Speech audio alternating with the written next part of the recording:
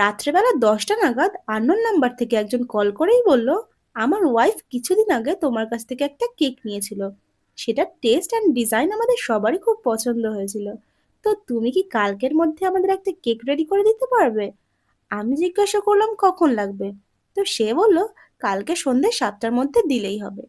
Next দিন তো আমার আরো কিছু কেকের অর্ডার ছিল, তাই চাপটাও আরো বেশি হয়ে গেল। কিন্তু ক্লায়েন্টের যখন আমার কেকের টেস্ট অ্যান্ড ডিজাইন এতই ভালো লেগেছে, তখন কি তার অর্ডারটা ফেরানো যায় বলো? তাই আমি বললাম, তুমি যদি কেকটা আমার বাড়িতে এসে নিয়ে যেতে পারো তাহলেই আমি তোমার অর্ডারটা নিতে পারবো। সো সে তো রাজি হয়ে গেল। এতক্ষণ যার কথা বলছিলাম সে হলো অনিক দাদা ভাই। এই দাদা ভাইয়ের ওয়াইফ তিথি দিদি ভাই কিছুদিন আগেই তার বার্থডের জন্য আমার কাছ থেকে একটা কেক নিয়েছিল। সেই কেকটা টেস্টি তাদের খুব ভালো লেগে যায়। তিথি দিদি ভাই যখন রিভিউ দিয়েছিল তখনই বলেছিল তাদের অ্যানিভার্সারি কেকটা তারা আমার কাছ থেকেই নেবে।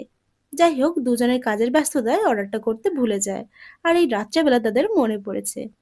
দাদাভাই আমাকে ডিজাইন অ্যান্ড ফ্লেভার কি হবে সবই বলে দিয়েছিল। সো আমি নেক্সট ডে এর কাজটা একটু এগিয়ে রাখার জন্য সেদিন রাতেই কেকটা বেক করে ক্রাম্ব কোট করে রেখে দিয়েছিলাম।